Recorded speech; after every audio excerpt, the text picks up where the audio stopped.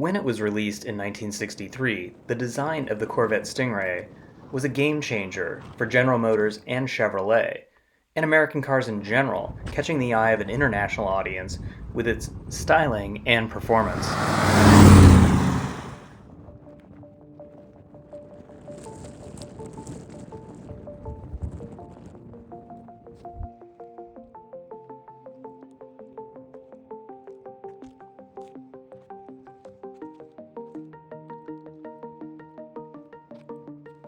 This one came off the St. Louis assembly line in the third week of February 1963.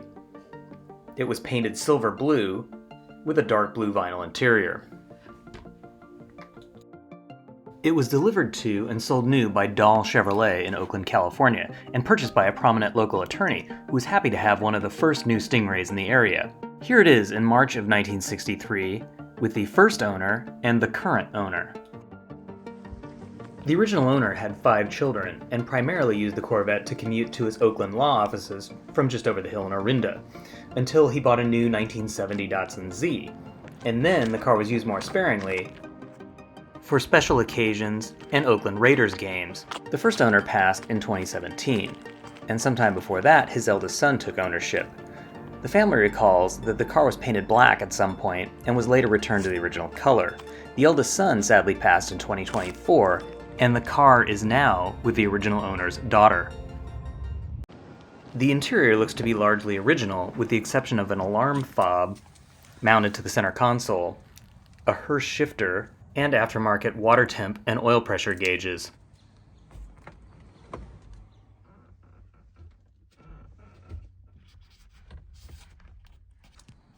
The seat foam is solid, but the covers show some rips and tears.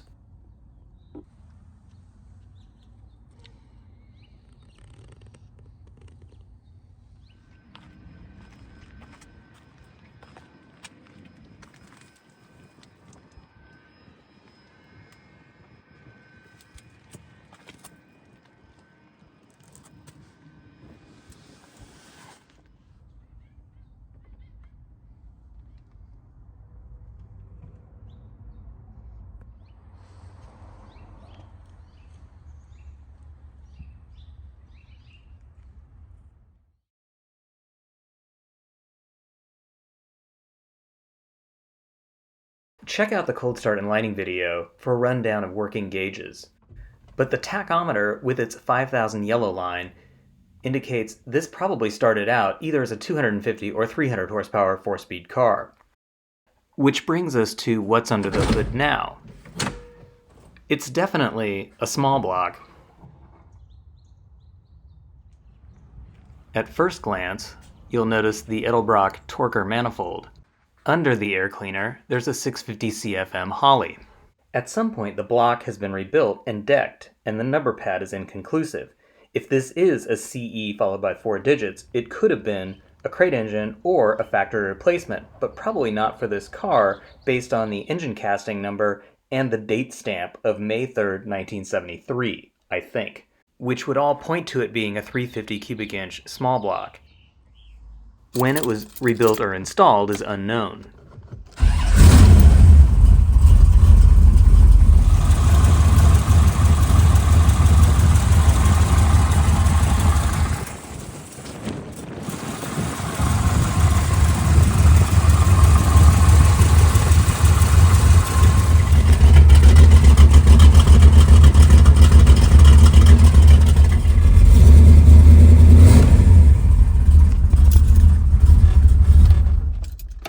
Wheels and tires.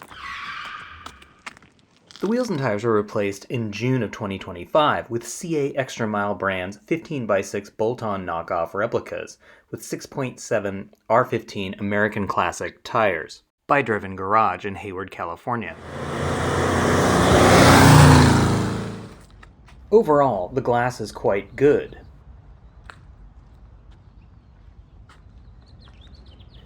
There are 2 scratches here in the right rear window.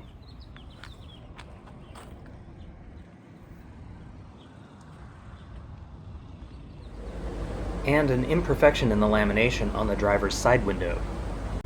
And a couple of small rock chips in the windshield.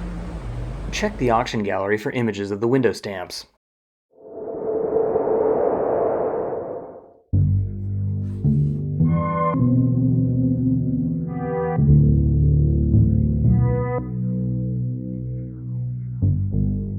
Behind the 350, the T10 transmission and driveline looks to be original.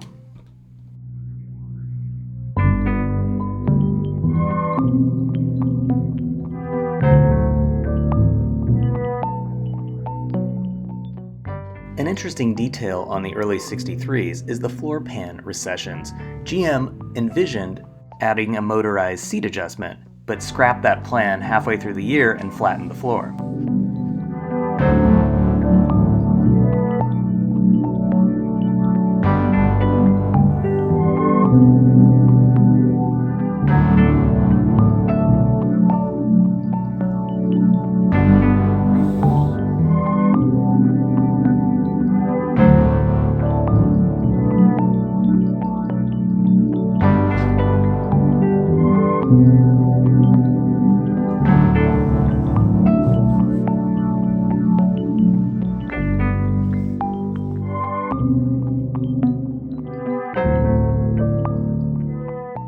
We don't know when it was upgraded to Coney shocks. The rear camber strut links look fairly new, and the right rear trailing arm looks like it was replaced at some point.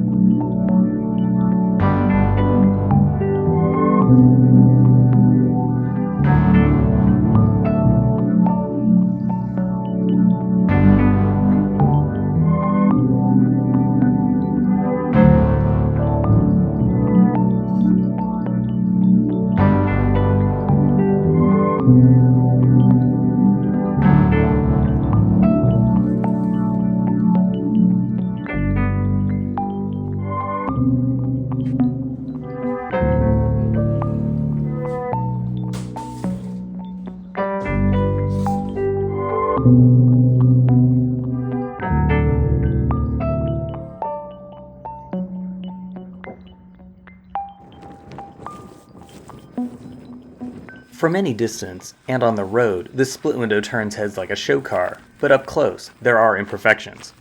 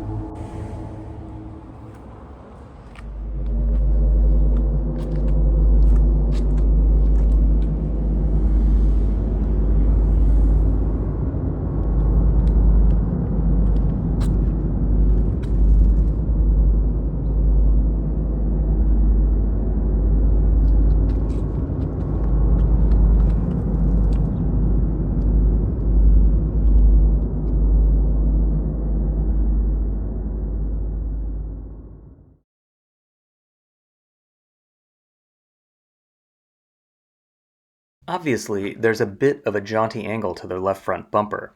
The right bumper bracket has a curve to it and looks stock, whereas the left one is straight.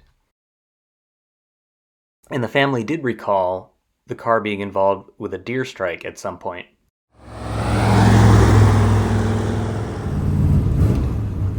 There are a few things that don't show up in the drive video that warrant disclosure.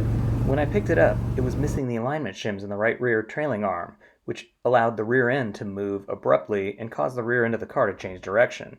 The shims were installed as part of a four-wheel alignment, which solved that problem.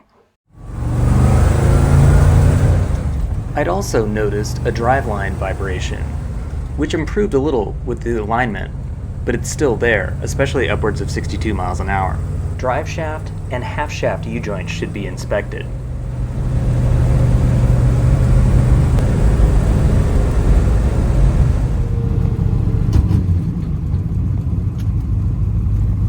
Occasionally it pops out of second gear on diesel, which is what just happened there. There's also a little play in the steering box, but it tracks straight.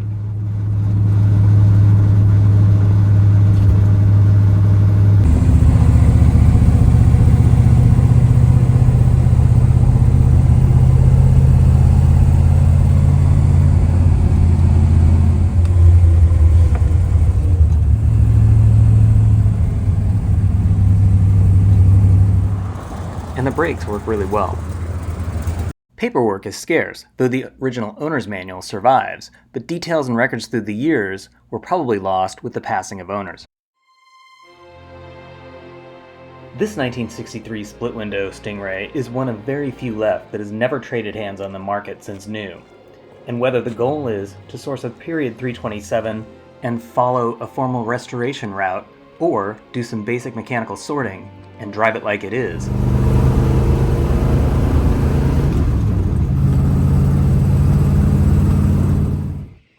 this one could be the perfect start for either path.